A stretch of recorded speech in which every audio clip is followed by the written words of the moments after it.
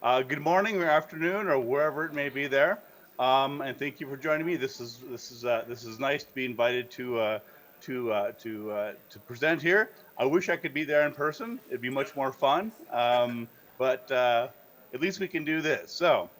As many of you know, my name is Benjamin Radford, and I am a research fellow with the Center for Inquiry, which of course was partly part of the longstanding psychop. And so we do investigations into many different things. And among my specialties are monsters, because who doesn't love monsters? Bigfoot and Nessie and things like that. And my particular interest, most recently, is of course the chupacabra. So some creepy little monster like that. And I also, of course, wrote a book about it, and I'll be talking about that today. So I'll be focusing on my investigation into the chupacabra because it's probably the best known book that I've done, and it's one of the few sort of deep dives into a particular monster. So with that, let's begin tracking the chupacabra. So this is not a photograph, of course, but it's a pretty good representation of me as the chupacabra slayer. Now I know that the chupacabra may not be as famous in other places. That's because it's an American monster, much as, of course, Scotland and England has Nessie, and of course, I guess in France you have the beasts of Gévaudan. But here we have the chupacabra. So this is a bit what one might look like if one were depicting me as Van Helsing in the Bram Stoker version. So let's begin. For those who don't know, what is the chupacabra? So the chupacabra, it's widely believed to be real, especially in Latin America. And it's the world's best known, probably third best known monster after Bigfoot and Nessie. So you have the big marquee monsters. Bigfoot is everywhere, and Ness is everywhere yet not seen. And then you have finally coming along here the chupacabra. And it's also the world's best known vampire after Bram Stoker's Dracula. And this is important to recognize because the chupacabra is a vampire, unlike most monsters that you can think of. Right? It's unlike dragons are not vampires, trolls, elves, the little people, mermaids, uh, Bigfoot, but the chupacabra is specifically a vampire. I'll get to that in a minute. And much as how Bigfoot is named after what it leaves behind, which is big footprints, the chupacabra is also known for what it leaves behind, which is dead animals, and specifically animals that have been sucked of blood. And so you can see some photographs there of what they are. So the chupacabra story, it's especially interesting because it has changed form over time, which is unlike other creatures, right? Again, you talk about the biggest monsters, Bigfoot. Bigfoot has more or less been in the same form ever since it was first described in the 1950s and earlier than that. A big, hairy, man-like creature. And same thing with Nessie and these other creatures. But the chupacabra has changed form. So basically, two different types. There was the original chupacabra, which is a Puerto Rican version, which looks very much like this, the model that I've been holding up here. And then there's what I call the second type of chupacabra, which is the American chupacabra, and this emerged around the year 2000, and we still see it today. So you can break down the different forms that these creatures took very very clearly. So the initial chupacabra, this spiky-backed alien-type creature, began in 1995 and emerged and was sighted but not found for about 5 years until about 2000. What happened in 2000 was that suddenly people were seeing these four-legged chupacabras, like dogs and coyotes and things like that, And the first one was actually found on a ranch in Nicaragua in Central America, just outside of the town of Managua, Nicaragua, on a farmer's ranch. And the story goes that the first time that somebody found one of these four-legged chupacabras, there was a farmer named Jorge Talavera, and he was trying to figure out why it was that some animals were preying on his livestock, cows and things like that. And so he and a farmhand waited at night with guns, waiting for whatever it was to come and show up and attack the animals. And finally, something did, and they shot at it, but then it ran away. And that same farmhand, a few days later, found what would later become assumed to be this chupacabra. And that was really the first time that anybody thought that a chupacabra was a four-legged creature along the lines of a dog or coyote. So let me begin with the very first chupacabra sighting. And the chupacabra is also unique because we can pin down the first sighting. Um, with Bigfoot, there are famous sightings. There's of course famous footage. There's the 1967 Patterson-Gimlin film, but it's hard to know exactly who was the first person to ever see these things. Same with the Loch Ness monster, right? We can look at people who claim to have seen it. We can look at an early photograph, one of which was hoaxed. But in the case of chupacabra, we actually have the ability to talk to the very first person in the whole world who ever saw it, and that person was Madeline Tolentino. She saw this in 1995, the second week of August, and this is what she said that she saw. She described this there on the image. There is not an image drawn by Tolentino, but it was drawn by actually UFO promoter who was describing who was drawing what he was being told by her what it looked like. So it looked like something like this. So it had dark eyes up at the temples, spread around the eyes, sort of like an alien. Um, it was about 4 feet high, so about a meter and a half. Bipedal, thin arms and legs, 3 fingers and toes, no ears or nose, and most distinctively, feathers or spikes going down the back. And you can see this on this model here. So it's a very odd, very distinctive appearance there. So that was the first chupacabra. And it later turned into different forms, as I mentioned. So there on the left is a photograph is there on the left is a drawing that I did based more closely on Madeline Tolentino's sighting. So I tracked her down. She lived in Puerto Rico, a small island, of course, in the Caribbean, owned by the U.S. And I tracked her down and talked to her and interviewed her. So this image here is actually more similar and accurate than this image here, even though this one is a bit earlier. And then here's another sort of demon, scary version of Chupacabra that you can find. This one is actually on a sideshow banner.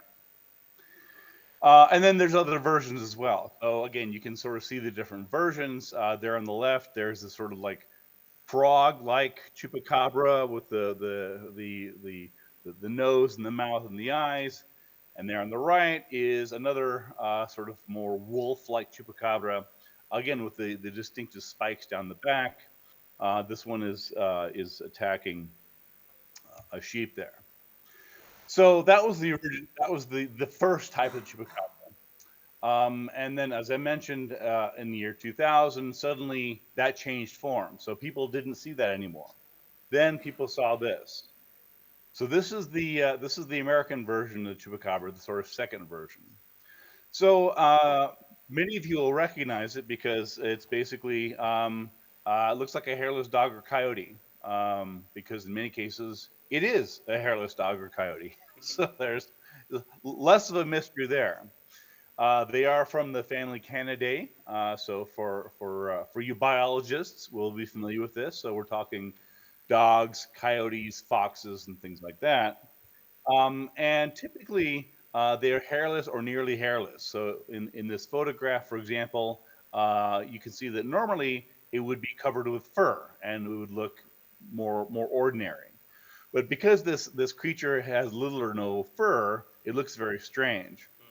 It has this sort of weird blue sheen to it, and it looks something like a coyote, but stranger. And of course, they're quadrupeds, so it walks on four legs, unlike that other version. So here are some examples of the second type of the chupacabra. So here on the top left and on the bottom are photographs of a chupacabra, alleged chupacabra that was found in Cuero, Texas, by a woman there, and she's actually holding on to the chupacabra head there. And I interviewed her as part of a TV show called Monster Quest. So I live in New Mexico, out in the desert, and we're best known for Bugs Bunny and Breaking Bad, in case you're wondering where all that is. So out in the Southwest, and so we flew out to go see this woman, and so she said, yes, I found this chupacabra on her ranch. So it was funny because we went to her ranch for this TV show, as I mentioned, and I'm there with the crew, and they said, okay, well, let's go check out the thing. So I said, okay, well, this is great. Show me your chupacabra. So she said, okay, follow me here. So we go in her garage, and then she opens up a freezer, and so she's taking out food like ice cream and like ground beef, and she pulls out this head that you see at the bottom, and it was kind of creepy and it smelled bad. But anyway, and then there on the top right hand side is a chupacabra that was actually photographed near where I live. In fact, near where I am right now, on Coors Road, not too far from me. So you can see the similarities here. And then, of course, the chupacabra appeared oftentimes in pop culture. So uh, you had several horror films. Most of them were pretty bad. Um, what we really need is like a chupacabra action movie. Some like Luc Besson meets the chupacabra. We need guns, we need chupacabras. So if anybody out there is looking for a good mashup, uh, uh, give me a good French action film titled the chupacabra. Anyway, so here on the left is one example of a chupacabra DVD cover, and then there on the right is the Fantastic Four, as many of you will recognize. This particular version it's all in Spanish. Down at the bottom it says Edición Borracura en Español, and so in this particular comic book, the chupacabra is the villain. So it's kind of fun. And then, of course, and of course, the chupacabras appeared elsewhere. It was most famously appeared in the X Files. So there was an episode of the X Files titled um, "El Mundo Gira," which it was actually the first time that anybody had actually talked about bringing in the chupacabra as an evil creature in television. So then you also have chupacabra models. This little this little figure that I showed up, I photographed it. It was actually the very first chupacabra I ever bought on eBay. The magic of eBay. Something of a collector's item now, which is kind of cool. And then there at the bottom is a chupacabra fetus. Again, for $20 on eBay, you can get different things like that. So it's fascinating to me to see all the different versions and all the pop culture additions that people bring to the monster. So the question then becomes, well, why are people still thinking this is a real thing, right? And because keep in mind that the chupacabra, like Bigfoot, like Mothman, like Lizard Man, like things like that, people really do believe it exists, right? It's not. This is not mermaids. It's not dragons. It's not Shrek. These are things that even to this day, many people, especially Latin America, believe are real. So part of the reason that people believe they're real is that there are a handful of sightings and tracks. Here are a couple alleged chupacabra tracks. Um, uh, the one on the right is especially strange. I forgot where I photographed this. I talked to the guy that showed me this, and he said yes, this is allegedly a chupacabra track. Although I talked to another expert who said there's no way this is a chupacabra track. He said, somebody would have to like take the chupacabra and like push its push its feet into sand and cast this. So even people who believe the chupacabras were not thinking this was legitimate. And then the other reason why people still think that chupacabras are real is that there are many mysteriously dead animals, and this is important to recognize um, because this is a big part of why people still talk about the chupacabra. Is when you see when you look online and you look on blogs and things like that, they will have these mysterious claims talking about how there's all these chupacabra sightings, and it's important to recognize that when people talk about these long lists of chupacabra reports, they're not talking about usually they're not talking about eyewitness sightings. Usually, instead, people are talking about dead animals that are attributed to or soon to be the result of chupacabra. So here's one example, one of many, many. So here you see some dead chickens. I think this is 4 or 5 chickens, and this was taken in Texas, if I'm not mistaken. So once again, this was attributed to chupacabras, and it's not because somebody saw a chupacabra and said, "Oh, here's this weird creature." It's just that somebody found these dead animals and said, "What could have done this? It must be the chupacabra." And so this is the problem, right? Because the question then becomes, well, what other animals would kill these creatures and just leave them for dead, besides the chupacabra? And the answer is lots of them, many of them. This is actually very common livestock predation. So really, there's nothing unusual about these dead animals. What makes them appear unusual is there's bite marks, and I'll talk more about that later. So I spent about 5 years investigating chupacabra. I interviewed dozens of witnesses, chupacabra finders, experts on vampires, medical examiners, scientists, and so on. And I was on a couple of TV shows, including Monster Quest and Expedition Unknown, you may have seen some of those on cable. And a few years back, I went to back to Puerto Rico. So I was invited. This is the host there. That's not Indiana Jones. It's supposed to look like Indiana Jones, but of course it's not. It's Josh Gates, and he's had several successful TV shows on I think Discovery, and elsewhere. And so a few years back, he invited me to go with him to back to Puerto Rico to investigate the chupacabra again. I'd already written my book by then, so I had a pretty good idea of what to expect. But he's like, okay, let's go check it out. So we went back to the island. This is, I think, 2018, give or take, maybe 5 years ago. So we're there on the island, and once again, you have dead chickens. And the farmer asked us to come investigate, so we bagged up the chickens, and we see the chickens there. And then, in addition to the dead chickens, which frankly wasn't much fun. I mean, they're dead chickens.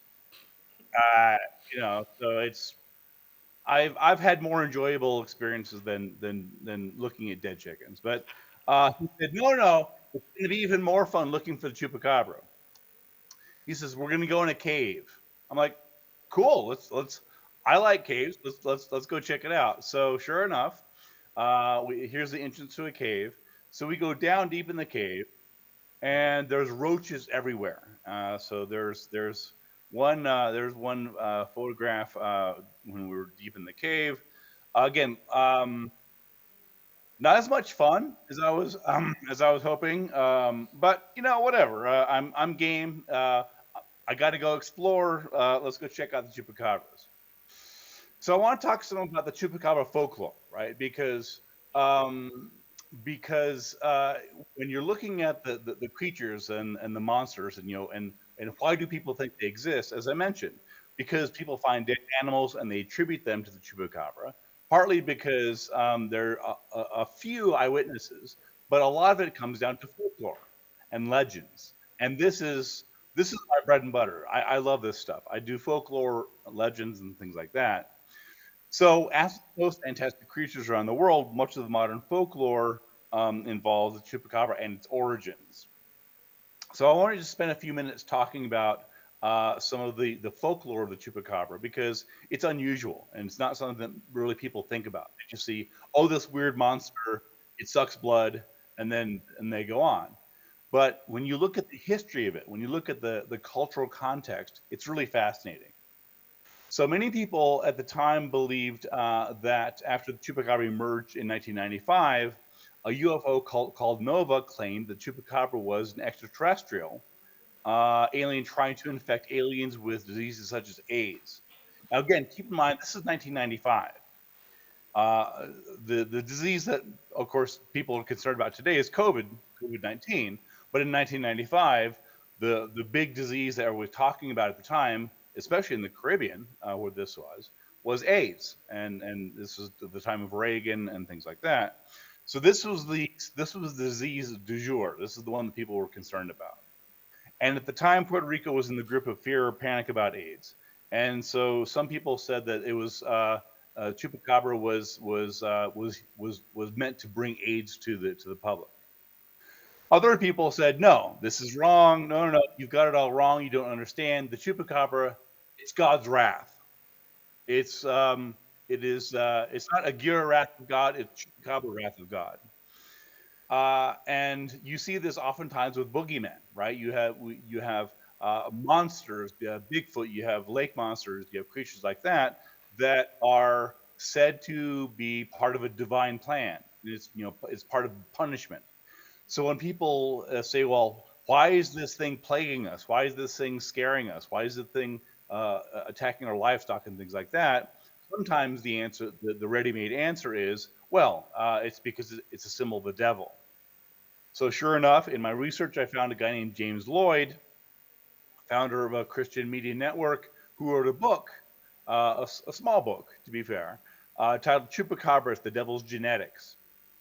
And like any good eschatologist or end times writer, he said, well, this actually connects to the demons and devils and monsters that are discussed in Revelations in the Gospel of Mark. So again, as usual, you have people who are sort of connecting alleged real life monsters to the Bible and saying, well, this is foretold in the Bible, like as Nostradamus or other people said that as well.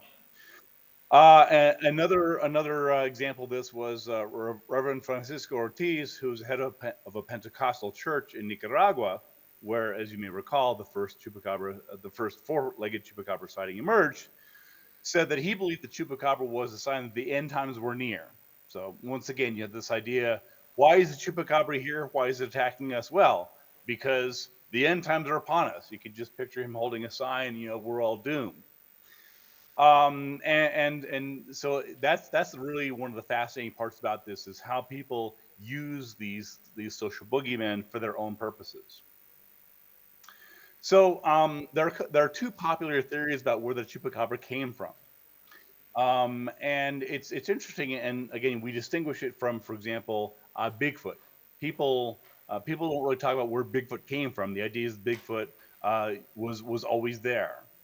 Same thing with the Loch Ness monster, even though that ties in sometimes with Catholic legends, for example.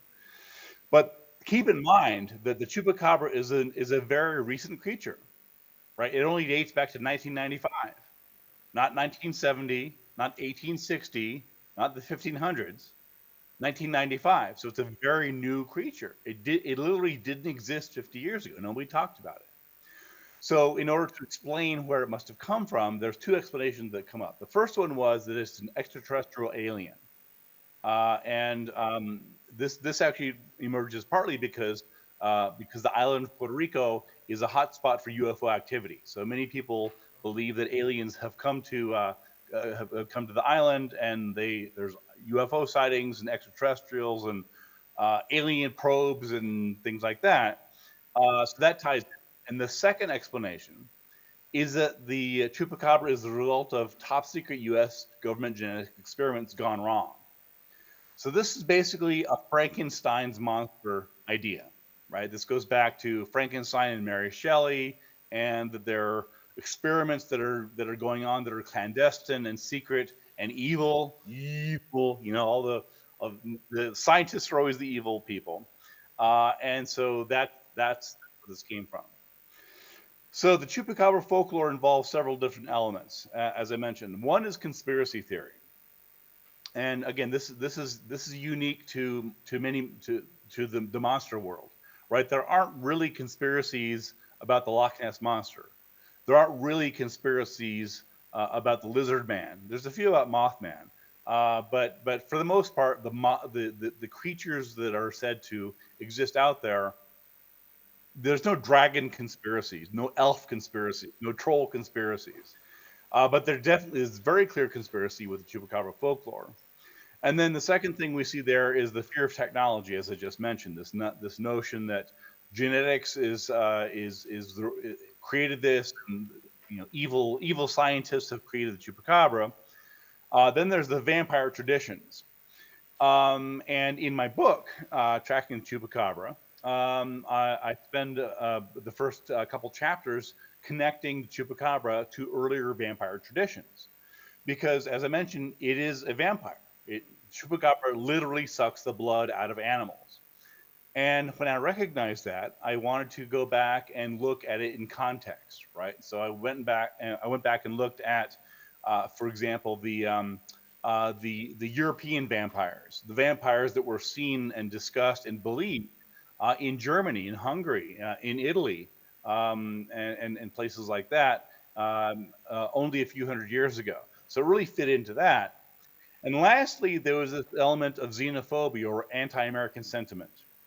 I mentioned before about how one of the theories about the chupacabra was that it was the result of a top secret experiment by U.S. scientists. It wasn't French scientists, it wasn't British scientists, it wasn't Japanese scientists. It was American scientists. That was the belief. And in order to understand why that's significant, you have to remember that Puerto Rico is owned by the U.S., but it's not its own state. In fact, Puerto Rico has been pressing for statehood for a long time. So in many ways, there's lots of anti-American resentment, as there is in many places, and of course, this is especially common during the Trump years, which are thankfully gone. Um, but there's this underlying concern about what are Americans doing to us. And yeah, I'll just sort of briefly touch on this. So, again, think of the chupacabra as a vampire. So, vampire elements are among the most common folkloric motifs around the world. Usually, it's draining blood, right? It's the idea that blood is being taken or bodily fluids, or either by a bite or physical touch. And the vampires that most people are familiar with are Slavic vampires, or they're called revenants. And these revenants, they're basically humans that have died and are dead and come back from the dead. So this is where we get the idea of staking vampires through the chest, for example, or garlic or holy water to keep them away. So that's one type of vampire, but that's only one type. There are other types of vampires, much older ones from Greece, India, Egypt, Norse mythology, and elsewhere, that were never human to begin with. So they didn't look like Dracula because they were never human. So they didn't take human form when they came back. So the chupacabra is this type of vampire. And in terms of Latin American vampires and African vampires, yeah, there's lots of traditions in Latin America. Again, in Nicaragua, in Brazil, in Costa Rica, and Mexico, and elsewhere, there's this long idea of vampirism And there are stories of Latin American vampires that date back as early as the 16th century. So again, even though the European vampires are the best known ones, they're the most common ones, they're the ones that are depicted in horror films and things like that. Latin America has its own vampires. Africa has its own vampires.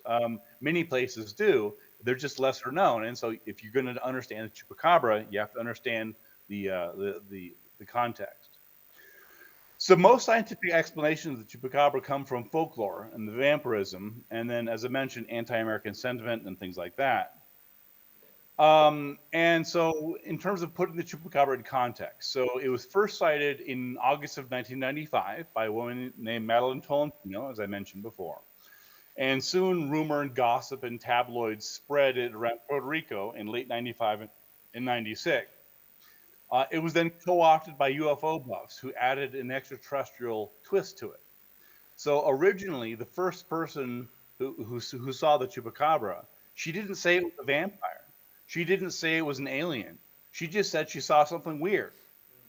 That's really all she just described what she saw, and it wasn't until other people brought in the vampire idea, brought in the alien idea. So it was this kernel of a sighting that really was sort of a blank slate, a tabula rasa, and then other people put their own interpretations on it, and then it went from there.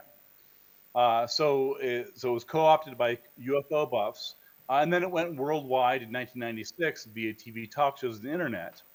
And then as 96 went into the year 2000, you had AIDS being tied in with it. You had a moral panic. You had end times. The Pentecostals who think the chupacabra is a demon, things like that. And then by the year 2000, the canid version emerged. And so then the question becomes, oh, there we go. Then the question becomes, okay, well, where did it come from, right? So I had spent several years, almost 5 years, researching chupacabra. I had interviewed eyewitnesses. I had looked at dead bodies of alleged chupacabras and their victims. So I looked into the vampirism claims. I traveled to different places. So I had most of it together. Except the one thing I hadn't quite figured out was, where did it come from? Why did it appear in 1995 and not 1985 or the year 2000? And the connection, and some of you may, if you're familiar with my research, you'll know the connection here, is this movie Species. And there's a poster right there. It was directed by Roger Donaldson. And this is where the idea first came from. So let me take you back to the original sighting. As I mentioned, it was in August of 1995. She doesn't know the exact date. She said it was the second week of August. And there on the left is me with Madeline Tolentino, the woman there in the middle, and that's her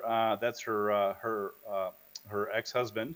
And there on the right is where it was first seen.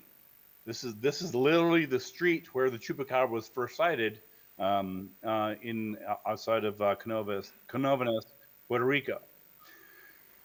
So I interviewed her at length on camera, and I have recordings. And I asked her in Spanish. I don't speak Spanish. I apologize for that. I do speak Spanish, so that helped a bit. And I got lots of information from her, and I said, "Tell me about your sighting. Give me more details." And so as I'm talking to her, she acknowledged in an interview that her chupacabra looks a lot like a monster that she saw in a film called Species. Again, we're talking she's recently seen this horror film. And she said, quote, "It would be a very good idea if you saw it. It was a creature that looked like the chupacabra with spines on its back and all. The resemblance to the chupacabra was really impressive." So this is the point in my investigation when it all sort of came together. I was like, hold on here, hold on. Um, this is not a coincidence. There's a connection here. So here on the left-hand side is the original chupacabra witness. Again, this is what Madeline Tolentino said that she saw, and this is a illustration that I did, but it's based on her description. And there on the right is the monster from the movie Species.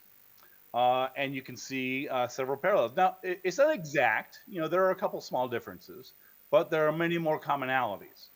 So, for example, you have large red or black wraparound eyes, the sort of alien eyes. You have the elongated head. You have a tinier, non-existent nose, long fingers. The spikes down the back are especially interesting. They were described as feathery or spikes or feathery spikes. And you can see that very distinctively on both figures. And I should add that this is unlike any other animal in the world. There are no animals, no known animals that look like this. The closest would probably be a stegosaur, which of course died out, millions of years ago. But there's no currently living animals that this could have been mistaken for. Long, thin arms, long, thin legs, missing ears, bipedal, and so on. So once I saw this, I was sort of putting the things together, and I said, okay, this is not a coincidence. And so I interviewed her about it, and I said, is this, you know, explain to me how you think this, how did this come about? And so she told me, as she told other investigators in 1996, that she saw this connection. So I put two and two together and got four, and I said, look, this is where this came from, and so this is pretty clearly where this creature came from. Now there's another tie-in, which is that if you look at this movie Species, again you see the spikes down the back, you see the eyes, and this creature was designed by H.R. Giger. And of course, H.R. Giger was the famous Swiss artist. He also did the creature effects for Alien, the film Alien, which won an Academy Award. And he has that sort of whole gothic, weird, sexualized style. He's now dead. I think he died about maybe 10, 15 years ago. But of course, very famous, very wealthy artist. And so he designed this creature. And so there's this interesting sort of pop cultural circle where his inspiration drew into this movie monster, which then influenced this real life encounter, which then influenced other horror films, but particularly Chupacabra related ones. So the question then becomes, okay, what happened here, right? Was it a hoax? Was it a fraud? What's going on here? And I've always said that I think she's sincere. I don't think she's making it up. I think she genuinely believes that she saw this. I spoke to her. I spoke to her ex-husband. She seemed wonderful and warm and sincere. She was not evasive. She was very matter of fact about it. So the question obviously comes up, well, what's the connection here? And so what I believe happened, and again, I wasn't there. There were no other eyewitnesses. It was just her and her mother, and her mother didn't really see it. So it's not like this happened in a big city where there are other witnesses. So no photographs, no videos, no other eyewitnesses, just her. And she mentioned to me that she had just woken up before sighting. And so I suspect that's what happened, was that she was dreaming, or she'd recently seen this film, which she told me and told other people, and she just got it confused or conflated. And I have a degree in psychology, and this happens more often than people realize. So just to be clear, I don't think the chupacabra began as a hoax or a fake. It was just something that somebody got confused about. So I'm going to wrap up here, and there's more information on in my chupacabra book, and so there you go. Let me see if I can stop sharing here. Hopefully that was interesting and understandable. Yep. Yes, it was, yeah. It was, yeah. Thanks. Thank you, Ben. Any question for Ben in the room? I'm here now. Go for it. Ask me away. I have a mic if you want to. Or you can ask your question in French if you want. Vous pouvez parler en français et on fera la traduction si vous voulez. Oui? que il va falloir s'approcher un tout petit peu parce que le micro va pas venir jusque-là. En fait. Do you hear us, Ben? I can hear you now. I didn't hear the question. Okay, no. Okay, it's coming. Okay. Bonjour, je voulais juste savoir, là on a parlé du ChupaCabra de Puerto Rico, mais effectivement celui américain, qui n'est pas du tout similaire physiquement, du coup les origines de ça, parce que ça ressemble vraiment à un loup à crinière qui aurait la gale. Vraiment, ça ressemble à ça. Donc est-ce que ça a été débunké ou... Ouais. Jean-Michel, bonjour, en fait. Sorry, we didn't have any translator. So basically what she was asking was the origin of the second ChupaCabra, the next generation, the doggy-like. She said, well, it looks like... vous avez dit un loup, c'est ça? Ou un... Yeah. Avec la mangy wolf, right? It does look like Yes. it. That's pretty much what you concluded as well, right? Yes, no, that's a good question. So, as I mentioned, typically, I didn't really get too much into it at the time, but yeah. So basically, what we're finding is that the canid versions, right? Not the original science fiction version that was inspired by the movie Species that was originally cited. We're talking about the canids, the four-legged ones that emerged in the year 2000 in Nicaragua. And they're still seen today. So typically the reason that they look so weird is because they have sarcoptic mange. So this is a skin disease caused by mites that eat away at the hair and flesh, and it causes it to fall off. And so that's part of the answer. And so, but you have this connection where people have a hard time identifying animals with mange because we rarely see them. They're typically animals, dogs, even kitty cats, wolves, whatever else. They typically have their full hair, and so it looks very strange, looks very odd, looks very curious. And there's another connection here, which is that due to global warming, we're going to see more and more of these. Oh, really? So normally what would happen would be that these animals would die off earlier in the year, right? Because it's during wintertime. The hair falls off and they would freeze to death.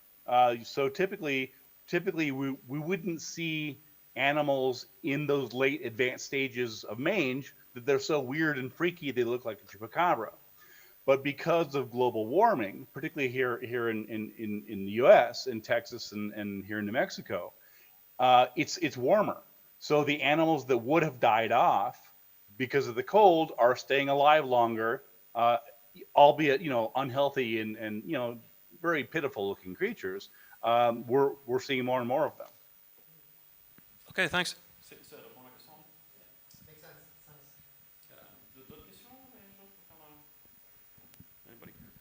I have a question, but it's not related to ChupaCabra, so... That's okay, I'm here now. I woke up early for this, so okay. Ask away. I'm Denis Solaro. I sometimes translate things from English to French, but I realize there's a lot of things we've done in French that will never pass through the Atlantic the other way.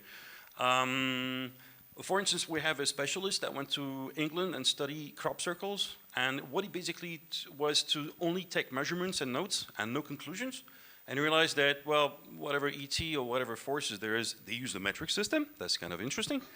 And two, because he said, well, I don't know about the real ones, but the ones I saw were man-made because there's these telltale signs that if you walk with a bipedal walk, you can't jump 15 yards and do another circle that's isolated from the other. So he came with some kind of Swiss Army knife of all the toolbox that helps you deduce that it was made by humans, and at least you can weed out the fake ones. So that was a couple of years ago. It's still edited only in French, not in English, and my question will come here. We have a team of French skeptics that are popular on YouTube. They got together and they said, well, we don't know about what a real crop circle is, but we can make a fake one and see what the people that come up, they started recording the voices of the people that came on the field and what conclusion they came to, armed with what kind of method. And the guy that wrote the book on the made ones, the one that did the study, came to the correct conclusion, and that's one great skeptical experiment. And then there were people that just felt, they felt cosmic energies, they felt life energies, and all this, and well, no comment, but the entire thing is a nice social experiment, and that hasn't been translated in English, and I wanted to know if you guys at Squaring the Strange or will be interested one day if I write a short something about this, or... Yes, I love that. That is cool. I hadn't even thought about that approach to it. I have researched crop circles, as you may know. I've made crop circles with Joe Nickel and other people, and I've written about them. And of course, there are many ways in which they're claimed to be mysterious. But when you actually do the investigation, do the research, you realize that in fact they're quite explainable. And it would be really interesting to look at what ordinary people think about them, right? Yeah. So you have the so-called experts who are sure that, well, some of them may be fake, but these other ones can't be explained. Yeah, there was one of these. Then when you ask them why can't it be explained, they come up with these exploded nodules on grass, and they have all these elaborate bullshit theories. But yes, I'd love to see it. Send me an email. I'll be happy to take a look at it. Okay. All right. Thanks for the. D'autres questions? Qui sont le podcast Monster Talk ou Squaring the Strange, tu avais des questions dessus? Ou parce qu'il a fait pas mal de travaux sur la. Non? I seem to be the big, huge fan of you. And Jean-Michel? Okay. One more question. Yeah, absolutely. Okay.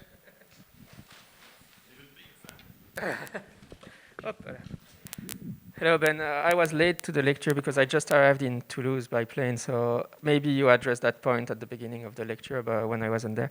But my question would be, how popular now is it to see the ChupaCabra, or is it fading, or because it was, I don't know, we from Belgium it's difficult to say, or for France it's difficult to say how popular, how many there are in America. It's after your book came out and the explanation came out, there was maybe a decrease in sightings, and that would be my question. The audio is cutting out. Can you translate? Oh, sorry. Have we reached peak ChupaCabra? Are there more sightings of ChupaCabra? That's a good question. It's weird having. I wrote my book I think in 2011 or something, and my research has been out there, and it's known. I mean, more and more people are hearing about it, including you all. And thank you all for listening to my talk and attending. I appreciate that. I think it's one of those things where it's never going to go away completely, because people love mysteries, right? People love to wonder about the chupacabra, and people love to wonder about monsters and crop circles and ghosts and things like that. So despite the fact that there are very few current sightings, and so what I think will happen is that it will become sort of a crystallized mystery. And the example that I would use would be the Bermuda Triangle, right? So the Bermuda Triangle was a big mystery when I was a kid in the 70s and 80s. It was the big mystery. But nobody talks about it these days because it's frozen in time. We don't see monthly reports on CNN about the latest ship going down the Bermuda Triangle, right? It is a mystery that is frozen in time and put on the shelf, and you take it out and you say, "Oh, this is crazy," and then you put it back. And I think that because the chupacabra doesn't have a lot of current sightings, right? I mean, every now and then there will be some report of some dead chicken somewhere or some dead animal washed up on some beach somewhere, and I get it because of course I'm the chupacabra expert, so I get the Google alerts and the mangy dog photographs. So I see them more than most people. But I think that if the question is where will the chupacabra be in 20 or 50 years, I think it will be sort of the It'll be a mystery that has been long since explained, but people dust it off as being a classic mystery. And if they've read my book, then they put it in context. If not, then it's like, here it is again. So, it's a vampire, right? And vampires will always be with us, and they keep coming back, as we all know. All right. Oh yeah, you did mention polymorphy. Does it change? Some people say that ChupaCabra is supposed to change. So when you see a dog, well, that's ChupaCabra. When you see a cat, well, that's ChupaCabra changed as a cat.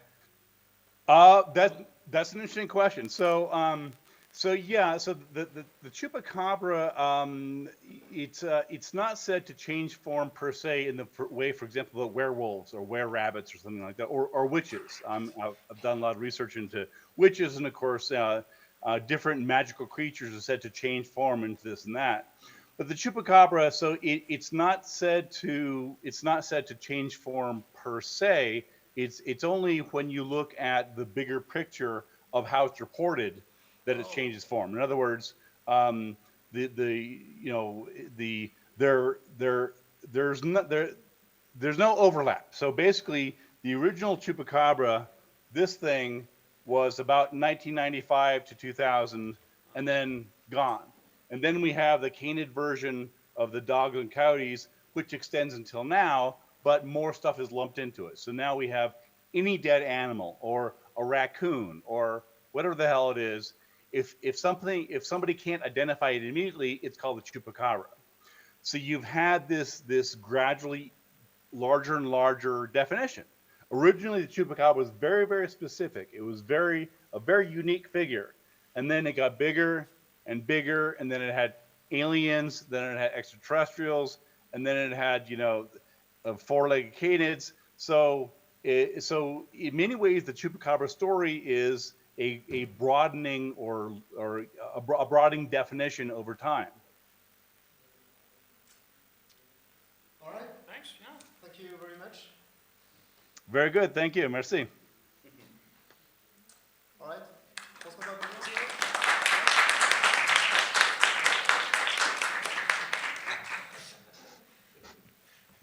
All right. Thank you. Thank you for participating.